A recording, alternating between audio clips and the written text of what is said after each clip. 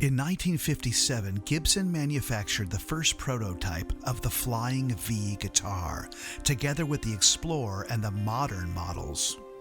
The production was made of Corina wood, which was a trademark name for limba wood, similar to but lighter than mahogany. The Flying V, along with the Futura, the Explorer, and the Modern, made up a line of modernists' guitars. The Flying V was designed by Gibson's president of that time, Ted McCarthy, and the inventor of the humbucker, Seth Lover, who contributed to the design as a way to lean the guitar against a wall without it tipping over. These designs were meant to add a more futuristic aspect to Gibson's image. But after the initial launch in 1958 to 1959, Gibson stopped the production simply because the guitar didn't sell. If you look at the designs from the 50s, or whatever people thought about in the 50s, the guitars in terms of shapes and colors, also the times also reflected on the cars. The Explorer shape and then the fins in the big like Cadillac cars, American cars, it's all like same thinking in terms of design. And then you look at the pastel colors, especially Fender came up with in the early 60s. You had the Daphne blue, and you had the a turquoise kind of color. You had the pink, salmon pink. You had all the creamy pastel colors. Same on the cars. They all looked like they were rockets that were about to take off. They would glide in and out of parking lots, and it was the same thinking of the American designers at the time, and nobody knew. It seemed to be so futuristic then. They are classic designs today. It was definitely something that was unique and something that was futuristic. It was more the future. Everything in America seemed Technicolor. It was very, very optimistic place. A lot of energy, a lot of forward movement. And it made sense, really, that the music, rock and roll, and also the instruments kind of mirrored that. That's what I think was in Ted's mind when he came up with those shapes. Then they went almost too far with the Flying V, because it was like, oh, it hasn't got any curves. The Fender was all curves. The V was like stabbing into the future. It was kind of crazy, kind of out there. Yeah. That and the Explorer that were space age designs, and it's interesting how a guitar can become an iconic shape. It has a lot to do with the artists that play it. If it's accepted into the musician world, then it tends to become iconic. And in the metal world, everyone knows Flying V, everyone knows Explorers. As much as it was what could be described as the bastard son, when it first appeared, only for the select, brave few that wanted to take it on, contemporary architecture or, modern art, and but it is kind of the future. When Gibson did the Flying V way back in 1958, it was hard for them to sell these 98 copies. So at the end of it, they had to use something just as a sign for the guitar shops. And to imagine the price of these guitars today, these 98 guitars, it makes me shake. But they couldn't sell them. Nobody wanted the Flying V in those days. It wasn't a rock guitar. Blues rock artist Lonnie Mack and blues legend Albert King started using the Flying V almost immediately. Mack used his 1958 Flying V exclusively during his career. Albert King used his 1958 V into the mid-70s and later replaced it with a variety of custom Vs. Later in the mid-60s, such guitarists as Dave Davies and Andy Powell also started using the Flying V because of the distinctive look and powerful sound. The renewed interest created a demand for Gibson to reissue the model once again.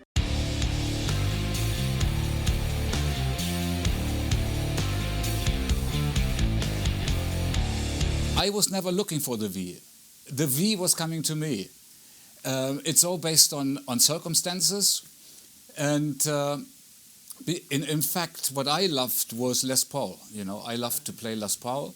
If you look at the first Scorpions album, Lonesome Crow, which was our first album together with Klaus Meine and Rudolf and so on, I think there is a picture maybe inside, like a live picture, where Rudolf has the V and I have the blonde hair with the Les Paul. that was the first V that actually I came in touch with.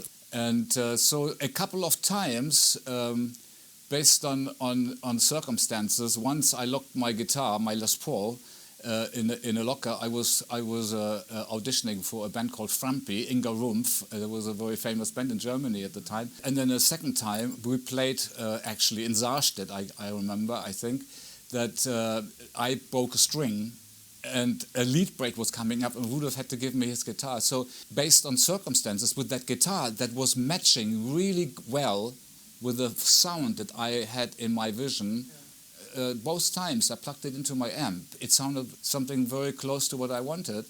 And so I said to Rudolf, you know, I think I should have that guitar. And so I bought it off him.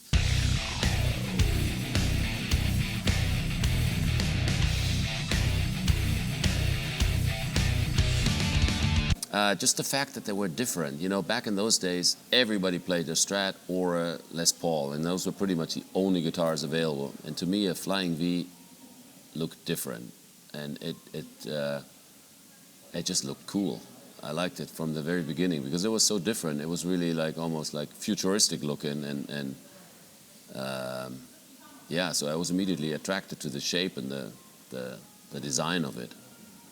You know, because it looked to me like a stage guitar. This is something like a showman guitar. It's different. Just it stood out. You know, not everybody had a V. They were actually quite rare back then, believe it or not.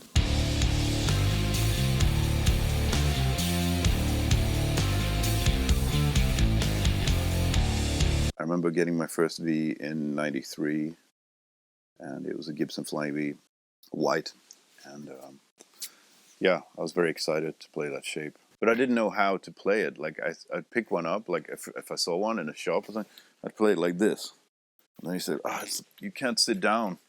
It's just horrible to play. But actually it's the ultimate guitar to sit down and practice on, because you have it like this, and you have this kind of angle. It's almost like a classical guitar angle, right? So yeah, '93 I got my first V.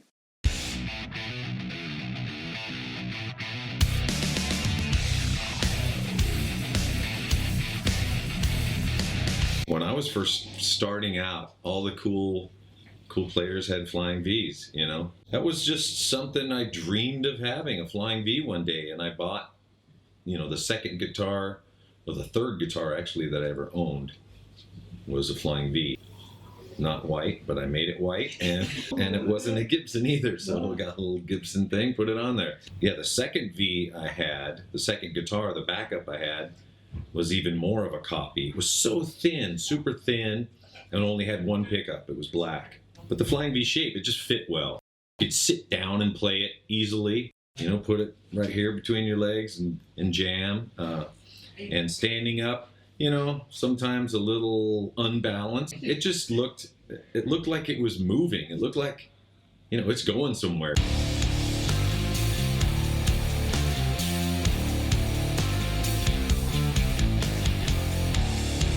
I was extremely lucky to come across the guitar second-hand in a shop in the middle of Birmingham. Just so happened to spot the guitar. Even then, it was expensive at £500. But immediately, I thought to myself, I really do need this guitar. And that was obviously I would say it's my flagship guitar.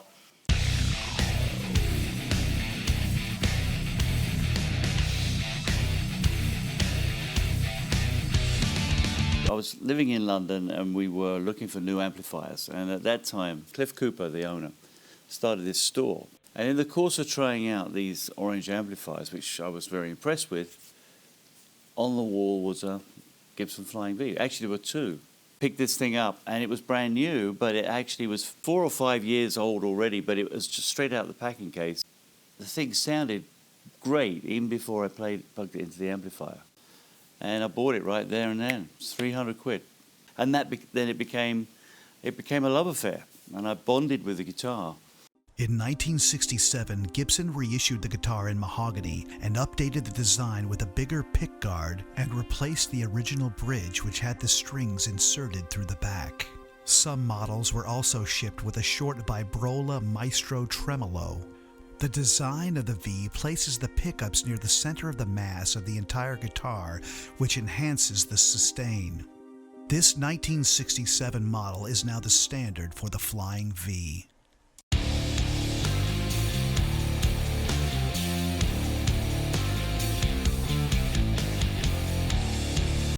I think it was around 1976. A friend of mine bought the V, and he wasn't happy about the size of it, so he decided to sell it. And I didn't have much money, and it was my biggest dream to have a Flying V. So I got a good offer, and bought my first V then. There weren't that many Flying V guitarists, so you were kind of different when you played the Flying V. But way back then, it was quite rare to see Flying V guitarists, And like I said, it grabbed my attention when I saw a guitarist play Flying V. I had to check him out.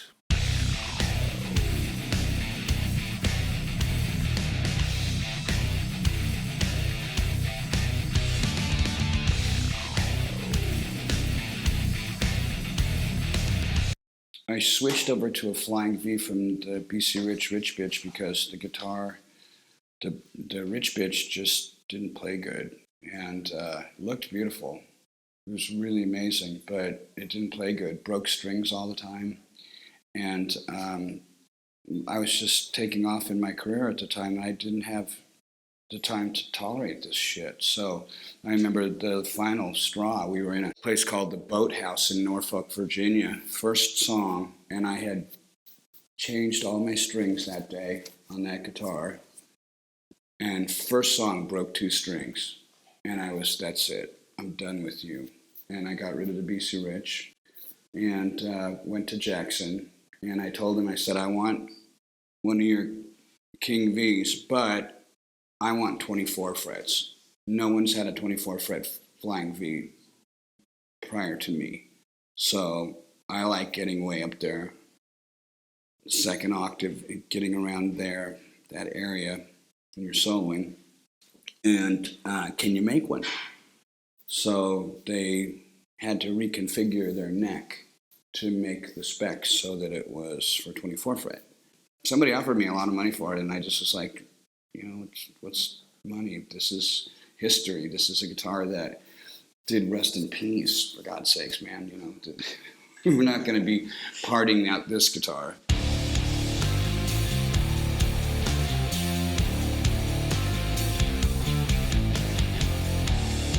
I kind of created my own, because when I went to I was already with BC Rich, but I suggested to them that they make Flying V's. Because I liked BC Rich's. They had the longer scale, they got 24 frets. They had all the electronics that were hot. Gibson Les Pauls are nice guitars. Fender Strats are nice guitars. But I knew I didn't want to play those because everybody played them.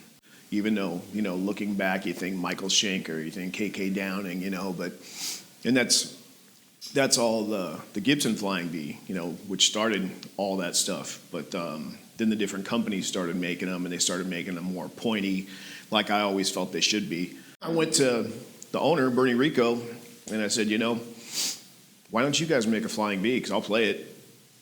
And I still have the second one they ever made. The first one went to one of his sons. But other than that, I've got the second one.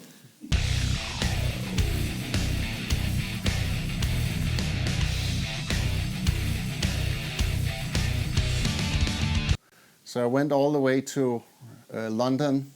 In Denmark Street, I found this wine red Flying V made in Japan at that time, of course. Bought it, brought it back home, and dressed up in leather, 2 Flying V's and all that. That was, the perfect look. We were forming the band Merciful Fate in March 1981. And I continued with that Japanese Flying V. Then we were invited with Merciful Fate in May 1982 to go and record 2 tracks for this UK-based record label called Ebony Records.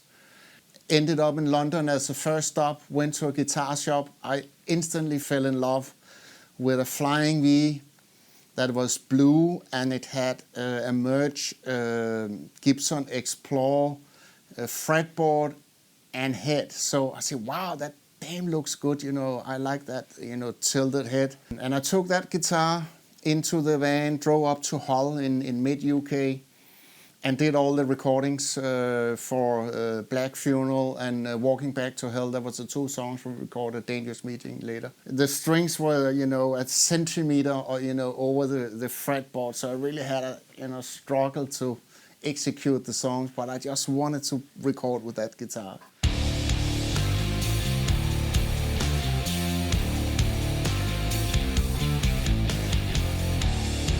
That's one of the first guitars I ever played on, you know, when I was like, well, I started out with the Les Paul when I was like 13, 14 years old.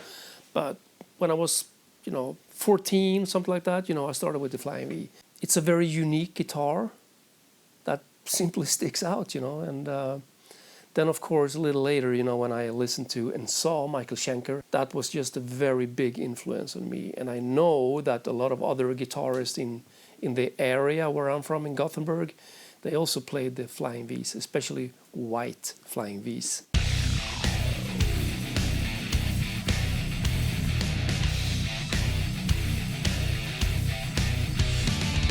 Initially, when you see a V, the impact of the shape is special. It's not a curvy, traditional shape of guitar. There's nothing really like it. I mean, it looks like a spaceship. The first time I actually saw a Flying V was the most un-heavy metal thing you can ever imagine. It was on the 7-inch single of Shalimar. I don't know if you remember Shalimar. It was a band from the late 70s, early 80s. And on the front of the 7-inch single, one of the guys had, I think it was a Dean. It was a Dean V. And I remember seeing it thinking, what the hell is that thing?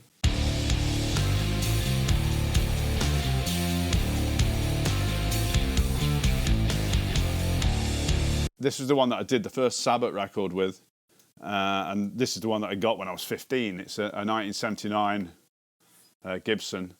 Cause you know, when you're a kid, you don't even think about keeping the value of a guitar. I had a Kayla put on it, had the headstock broken off it because it got packed away wrong. Well, when I found it in my lockup, it was sprayed black with car spray. The neck was sanded down on the back, probably from a mad night somewhere, thinking I could, oh, it's too thick, this neck. But that was my first one, and the main reason for that was seeing Wolf Hoffman on the front of Kerrang magazine back in the day, on the railway tracks in Solingen when I think they'd just done Balls to the Wall, and he was there with the Flying V, and I was like, oh, that's so cool.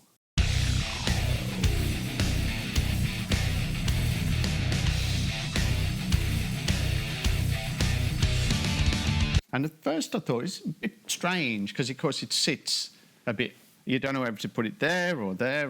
But I thought, oh, it'll be all right. I'll get used to it. It became my thing, you know. I mean, it's a very good-looking guitar, and it does a lot of work on stage. I think it looks great. And in most photographs, I think the V would really stand out. And a white Flying V, you know, is pretty special. In the 70s, the V guitar became the trademark for many of the rock scene's greatest artists. The guitar became a legendary symbol for the early metal and progressive music scenes all over Europe and the US. The V guitar became popular due to its aggressive appearance and were used by artists like Andy Powell, Jimi Hendrix, Johnny Winter, Michael Schenker, K.K. Downing, and Brian Tatler.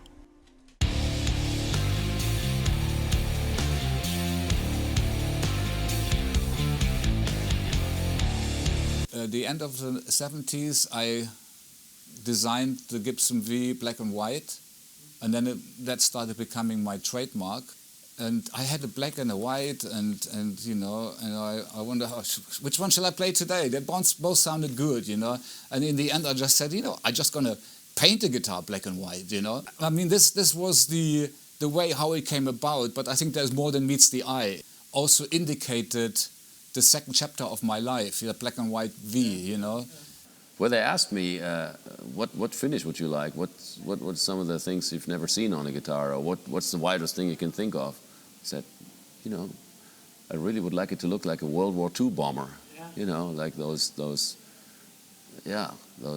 riveted aluminum type bombers that had the decals in the ladies, and sent him some artwork, and this is kind of the look I have in mind. And When I got the guitar back, I was blown away because they made it look so realistic and so cool and so different. I'm really loving it. I think it's all of the above. It's the synergy. If it, as a design, because it's a visual design, it's almost like somebody drew it out on paper and then hoped that it would sound good. Not always the case. You come up with something in your head. But because of the amount of wood in the body, it does sound very good. It's a very vibrant guitar.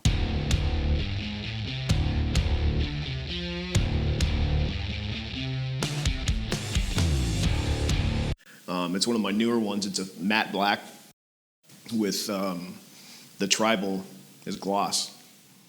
So it's real striking. One of my favorite ones over the years, it's got like a fire background and it's got the tribal design on top of it. The tribal's, you know, linked to me. It's like branded to me.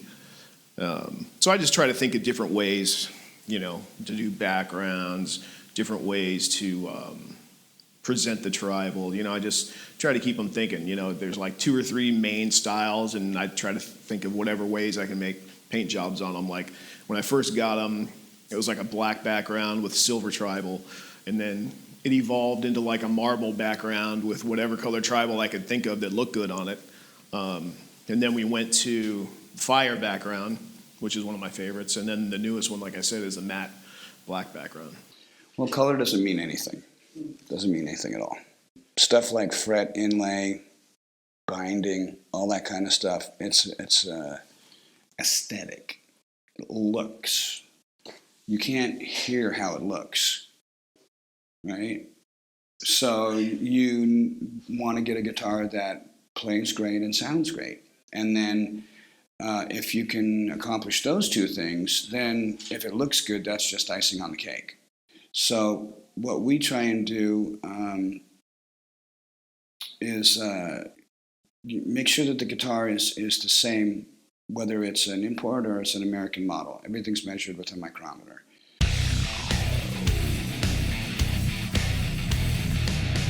Instead of working with what you've actually got, like I did with my first Flying V, you know, I loved it, and I loved it so much that I worked with it. As time goes on, you can rectify all of those things, and that's what I did with my own individual designs. In the metal world, it's usually pretty pointed and more aggressive, and in actual fact, my guitars became probably more that way over the years, more pointed, you know, just a bit more aggressive looking. Here in the background you have like an arch enemy symbol, which we've had since the beginning of the band. It's kind of in there somewhere, and then it's got the blood, kind of dried up blood splatter. Then I've had another one like this one, with a more of a skull design, also red, black and white. Red, black and white are my favorite colors, I guess. But yeah, like I said, maple necks, ebony fretboards, and these are my inlays that we came up with. But it's got to be thick enough so that it can have tone as well. So it's a balance there, because if you have the too thin necks, you don't have such a good sound. I don't want it to be too difficult to play guitar. I want it to be easy, because I want to be able to express myself. I don't want to fight with the guitar.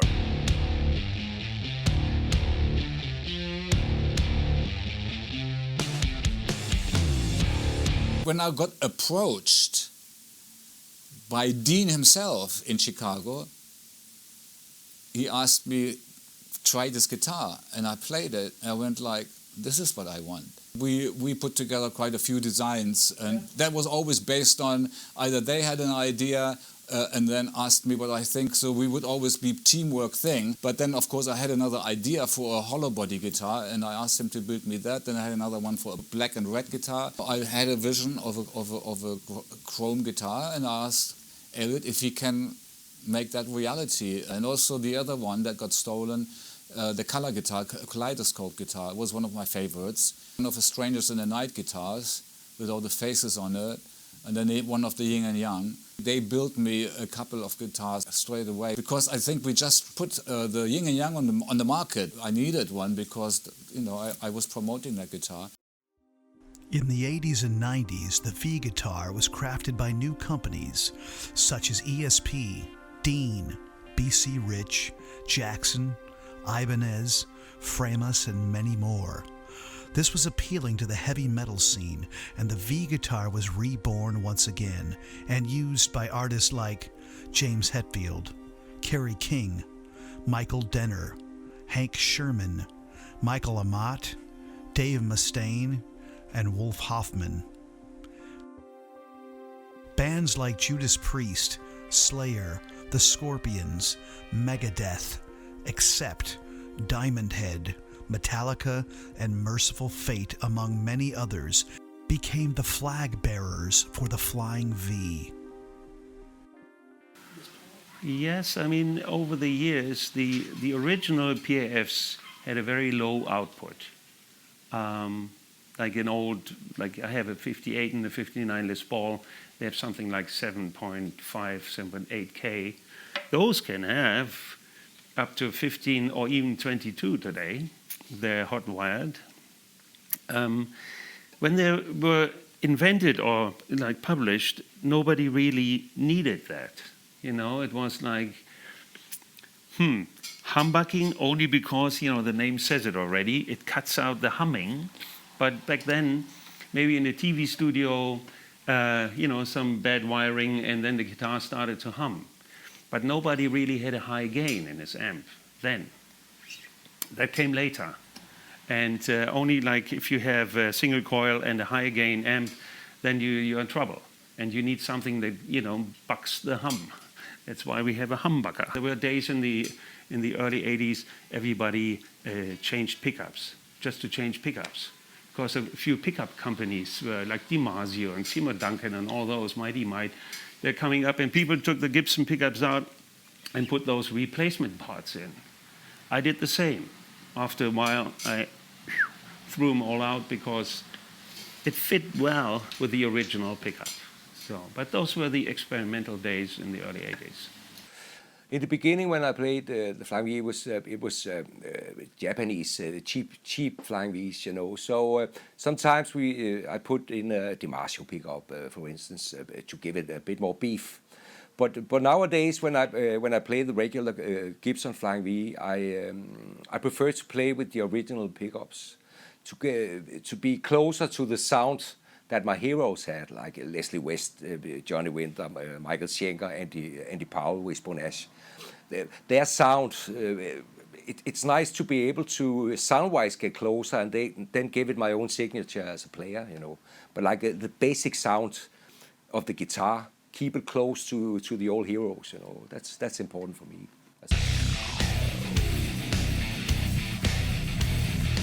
I have two pickup lines. I have live wires, which are active pickups, and I have another line that are passive pickups that are called a thrash factor. And those are replicas of the pickups from my Jackson, the one I recorded Rust in Peace with. So anybody who wants a guitar that sounds like the Jackson Rust in Peace guitar, the new Seymour Duncan thrash factor pickups are the pickups that I used. Exactly. They took them apart, reversed engineered them, and then put them back together again, and that's how they came up with the thrash factor. I was an EMG player for years and years and years, and recently I discovered those Fishman Fluids pickups. They're also active, and yeah, they work great. And they actually wired them to my specifications. I went to Fishman and we tweaked them. It's actually quite cool. These are really revolutionary pickups. They work really well. Yeah, like I said, the frets are stainless steel. I really prefer stainless steel because they last forever. Because I play really hard, and I discovered even sometimes after a few months, I see the first dips, and you know, never been happier. Because honestly, this is the first signature guitar that actually turned out the way that I wanted it to.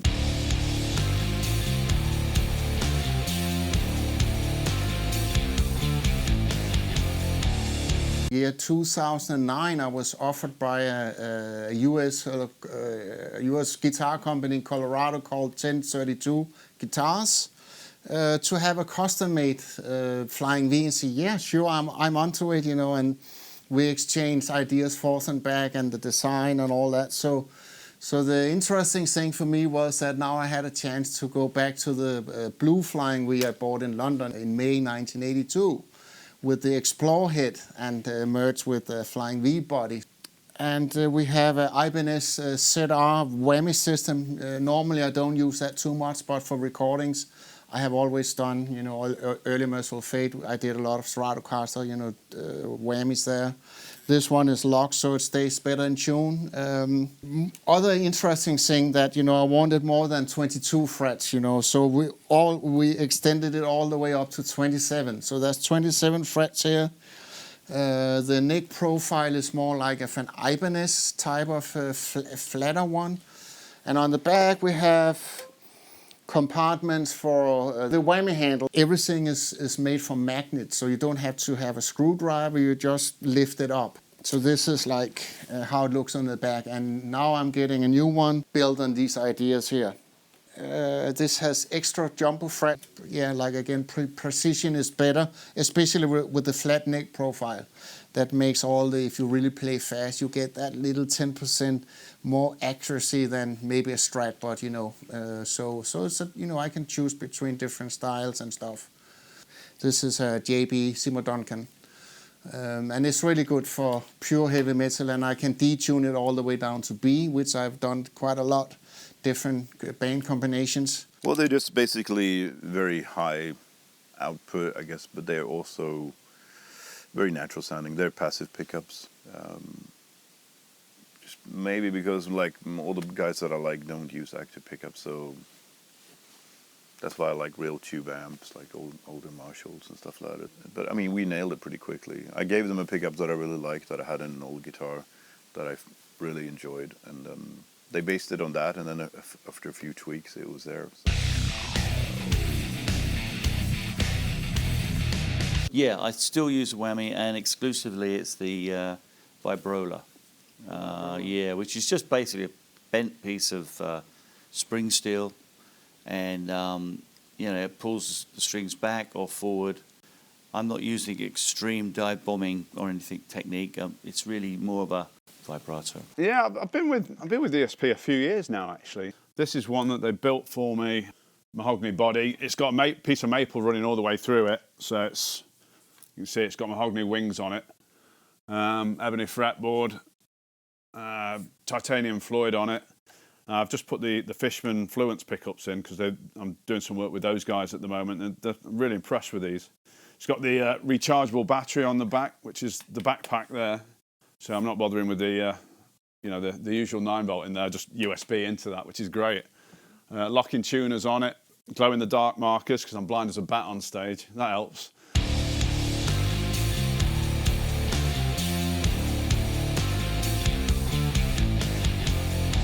All right, this is a Gibson 1978 Flying V, and this is one of my favorite guitars. It will never go out on tour because it's too precious to me.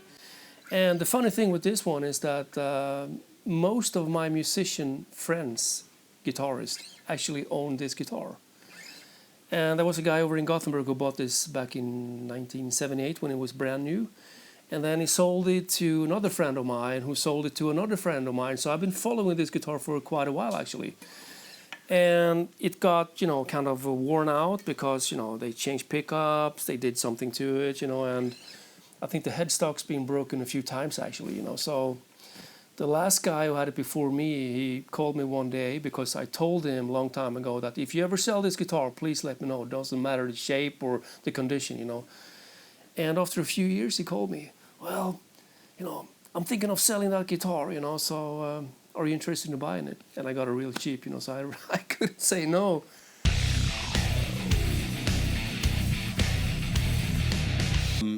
The Epiphone is pretty much an exact copy of the original guitar.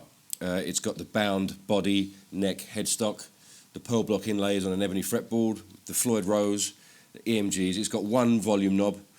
And you know, there's a selector switch for the pickups. You've got a battery compartment in the back there, which this one, I don't think this one has. This one, as you can see here, I wear a big fat thumb ring, and it scratches the paint off. Now, if you're gonna, you know, you spend your hard-earned money on a guitar, you don't want to.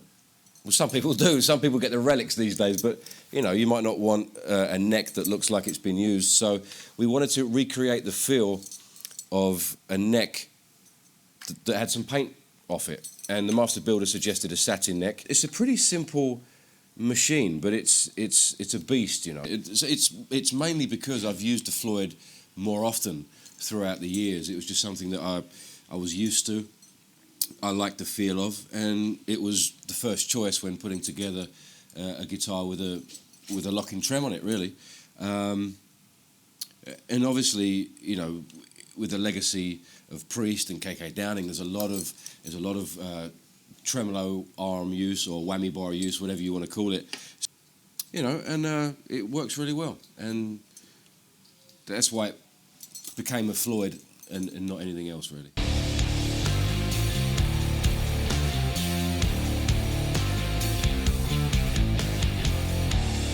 On my V, it's the standard pickups that I've always had. I did try replacing them with an EMG, but I didn't like it, and I went back to the original pickup because it just had more sound, more tone somehow. And like I say, jumping years and years ahead, obviously my new guitars with the Floyd Rhodes with a speed loader system. I've played a whole Judas Priest set with one guitar without tuning the guitar, and you know how ferocious I am with the whammy bar. It's insane, you know. But I've played a whole set on several occasions without tuning the instrument.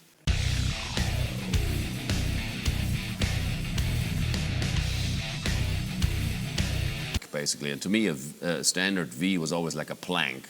Because it is a plank, it's just a board cut to a V and then a neck put on, but it doesn't have any like contour. So that frame is V. We tried to do something where we took some of the features of a Strat and build it into the V. You know, so it's got a nice rounded body.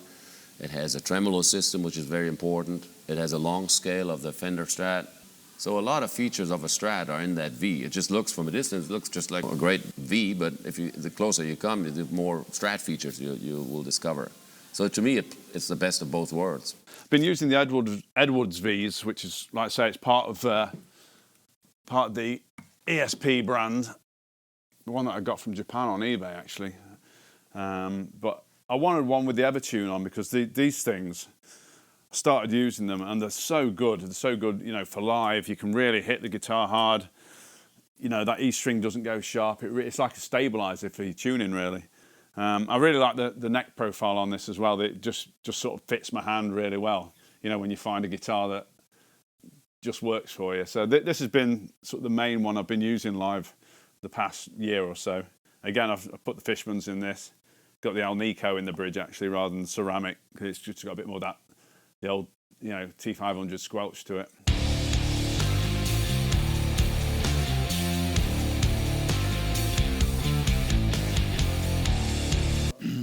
I've had so many Flying V's broken. I had a 59 once. A road manager ran across the stage, got caught in a curly lead and pulled the guitar over, headstock broke. That weak spot with the angle of the headstock as opposed to the neck and the very long headstock, I would sometimes put the heavy Grover machine heads on, which was too much for that.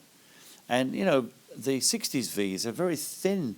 That joint where the headstock goes back at the top of the fingerboard, I mean, that's a very small piece of wood, and then you've got a truss rod in there. My Flying V broke several times because I can remember there was a time I didn't have a stand for it, so I would just stand it up against the wall or a cab, and it would slip. And of course, it hit the neck would hit the floor and crack at the top of the neck by the nut.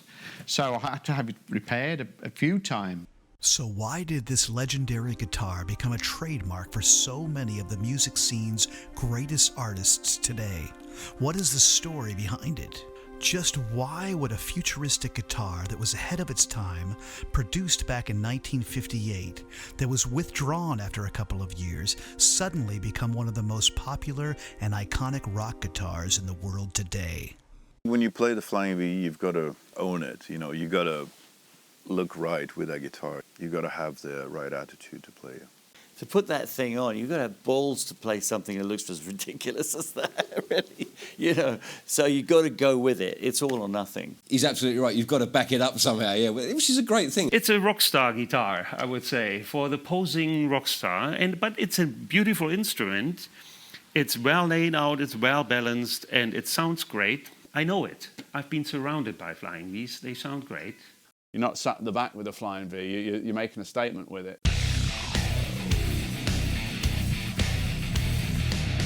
I kind of had that illusion a little bit myself, you know. You hear Jimmy Page play guitar or Jeff Beck, you think it's the guitar more than the person.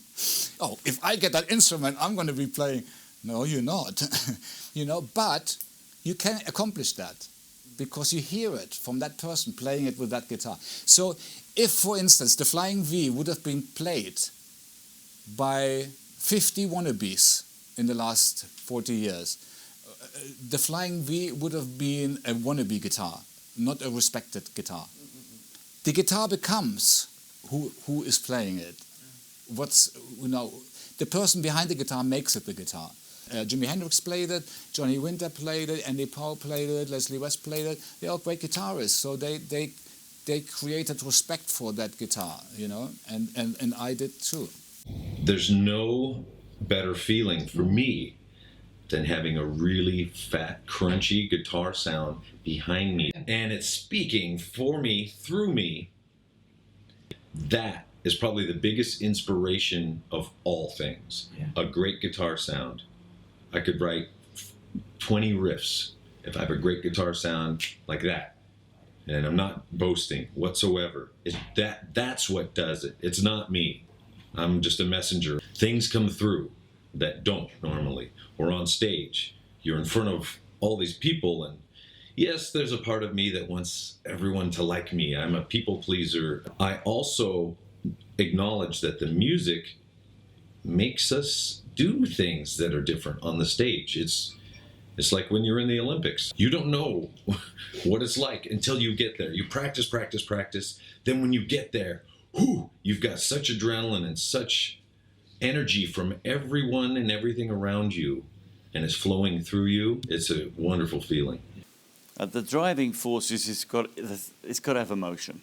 Well, you know, I think I got that from the blues, and you know, my solos always had to have a meaning. There was no point in soloing. And I think an audience knows when you're emoting and when you're connecting with, especially solo work, you know. So, you know, that was what I would always look for in my playing. Sometimes, you know, a Strat can be a little bit better. It can be a bit more controlled. Sometimes you need the thickness of a Les Paul in the studio.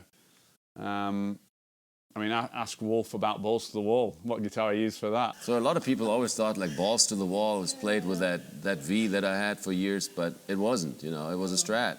You know, Scorpions for me was a pretty major influence in the early days of metal for me, you know, because in America, you know, we had Ted Nugent, you know, we had Aerosmith, that was some of the harder edge stuff. I know there were other bands that were as hard, but, you know, when I first discovered some of the stuff from Europe, you know, Judas Priest, Scorpions, they were probably the biggest of the bands in Europe that made it to the States. Yeah. And they were all playing Flying Vs, you know. Yeah. Remember looking at, you know, the Tokyo tapes and seeing Flying V, you know, Rudy Schenker, Michael Schenker. Yeah. Without a doubt, Hendrix was the main one, my sole inspiration. The first time I saw him, I think in '67, something like that, touring the UK. Everything that Hendrix did had elements of the future in it. It was the first time I experienced with my ears something that sounded, that I could identify as heavy metal today. You know, the reason why I got into playing the guitar, no doubt it was Ace Frehley of Kiss. I was a huge Kiss fan and started in 75, 76, so I started with, you know, the first album, the second, Hotter Than Hell, Dressed to Kill, and then the live albums. I was probably Fleetwood Mac's biggest fan. I mean, I saw their first gig as Peter Green's Fleetwood Mac. And Peter Green just would, he had this magical ability to move you with his guitar playing. to tears, actually. My focus was the art of lead guitar with pure self-expression. That kind of a combination, a great guitarist and a great singer taking part, taking over, you know. You start off with a riff, you have the singer introducing the song, you get everybody behind it. And then, you know, after a while, you know, when the time is right, you drift into an adventure of a solo. Take people to another place and then let the singer take over again and bring it back to where it started. And for me, that's rock and roll, you know. What can be done with one single string is so incredible, especially with the distortion of a guitar. People out there watching and listening guitar players who date back will remember, you know, if you broke a string, you had to stop the show, replace the string and do all of that. It had to be in the early days. It was the only guitar I had. It had to be, you know. And then when the day came when I actually got a second guitar, well, that was just like, it was just a dream come true. I have my favorite one, the one I call my number one, which is still at my house. Yeah, I had two of them that were identical, and I had them painted with Mercedes silver paint. So that's why I know that that's the guitar. Plus, I have a little sticker that I put on the top of it, and I put a piece of Scotch tape over it. It says, you have spiritual powers, you should choose to practice them. And it's been on there so long that the tape turned yellow. So, yeah, that's my baby. My 67V didn't come with a case, so I had a violin-style case made by a violin maker, and it was really exactly in the shape of the Flying V. This is a good story, actually. But made in that traditional way with steamed plywood and then covered in leather. I think it's a beautiful case. And extremely light, and inside crushed velvet. And that guitar would travel everywhere. In those days, there was no security at airports. You could put the guitar in the... Actually, I put it in the closet in the plane. And I was down in the South Georgia or somewhere, Karen, and I remember going through security one time. And of course, this thing would look bizarre because it was in the shape... I wish I still had the case. It was the shape of the guitar. So people go, this guy at security, big black guy, he said to me, "Hey, what you got in there, son?" I went, "Guitar." He says, "Hey, it looks like a snake catcher to me." And that was, you know, he had no idea. People would see this thing with a handle. It's a snake catcher. To him, it was a snake catcher. On the 12th fret marker here, there's a graphic of a falcon. And the falcon name came about when I joined the band. Rob Halford picked up on my surname, which is Faulkner, and originally it was Falconer, and it came from you know, back in the day my family trained, kept and flew falcons for, you know, dignitaries and you know, royalty and stuff like that. So that's where the name comes from, and Rob said he's got to be called the Falcon because of that, and it kind of stuck. Although we don't fly Falcons anymore, we fly Vs. How about that? When I met Hank Sherman before we did the Bratz 1980, and of course before we did the Merciful Fate albums, Melissa and Don't Break the Oath and so on, I noticed that he was also a Flying V guitarist. So that made it quite special, you know. Way back in 1980 when we did the Bratz album, we could use the two Flying Vs as a signature. He had a white one, and I have a darker one. So when we did that album, you know, we had a solo key with small Flying V's, so you could see which guy played what solo on the album, you know, and that was quite cool. We continued to do that trademark on the Merciful Fate period, you know. So we might have been the first Flying V team. There is a story. I've since run into Michael Schenker a few times over the years. And Michael actually made the journey up, I believe, from... I think UFO played in Birmingham, I think on the Sunday. But I think that Michael saw the guitar in the shop. I think something like that. They were playing Birmingham Odeon, I think. But he came up a couple of days later you know, with the intention of acquiring the guitar. But I'd been in there, and every time I see Michael, he always goes, KK, you have my guitar. Yes, it's a very special, simple shape, very fleshy. You know, it's right into your face, and that's why it looks good for the rock star, the posing rock star. From what at first seemed like an odd experiment, the Flying V guitar flourished, gaining massive popularity as time went on. This bastard son of guitars became an iconic symbol for the selected bold and brave rock guitar heroes who chose to wield it. Although it has a simple shape, it's also very flashy in its look. It became the perfect guitar for rock stars who knew how to use it and show it off. Its popularity rose along with those few successful stars whose careers have led them into rock royalty status. As their popularity grew, so did the popularity of the Flying V guitar, as they played with it every night on rock and roll's biggest stages. Its iconic shape and image would be on the cover of every rock magazine and in every music video as well. There's always been a special connection between the musician and the Flying V. It was not only their guitar, but their companion, their partner in crime, their weapon of choice. What was once considered a futuristic shape now is considered a classic look by today's standards. So what does the future hold for the Flying V? Only the gods of rock truly know. You think your band has problems? Every band has problems. We all have problems. Now, I would say it's not how big your pencil is, it's how you write your name, but that's me. You know, Michael Denner telling me, you can play lead. It's like, no, don't tell them. I don't want that. Singing and playing rhythm, that's enough to do. I don't want to do solos too.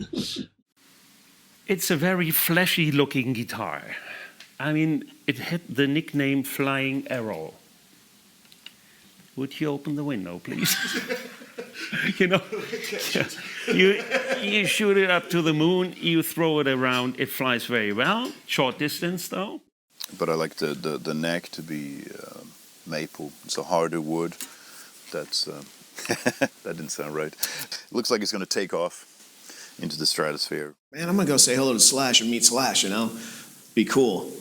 And just before I did it, Slash comes up to me and says, "Hey, Kerry, how you been?" I went, "Fuck, when did I meet Slash?" I just remember that I had this project to build something out of wood in the school. I was 14 years old. And what I decided to build was a guitar. And guess what shape it was? It was a triangle. And to imagine the price of these guitars today, these 98 guitars, you know, it makes me shake. But they couldn't sell them. Rob said he's got to be called the Falcon because of that. It's kind of cool because it's part of the heritage of the family name and everything like that. So although we don't fly Falcons anymore, we fly Vs. How about that? That's corny as shit, but yeah. What should be your legacy as a musician and a guitar? Well, how do you do that? How do you answer that question? I don't know what to say. I mean, it's up to people. Do you mean what's going to be on my tombstone? Yeah. Been almost 30 albums and 47 years. Yeah. That's a long time. Yeah. People have got out of jail before that. I know, it's kind of a life sentence. Is it easier to work with live than it is in the studio? I think it's the same thing. It had to be in the early days. It was the only guitar I had. Well, I did a guest appearance with Motorhead a few years back in Sweden Rock, where I played Killed by Death. Did you kill anybody with it? No, not yet. From wanted to be an airline pilot, 3 weeks that dream faded away, you know, and now I want to have a guitar, I want to be, you know, playing like Israelis. So I went and there was a black Les Paul made in Japan, of course, back in those days. 575 Danish krones, that's what I had. Say, hey, you know, I want that guitar. chicks really like guys when they play a guitar. They dig it, man. Yeah, I hadn't noticed. I think Michael Schenker is one of the greatest rock guitarists of all time. That's the main reason I chose the Flying V, Michael Schenker.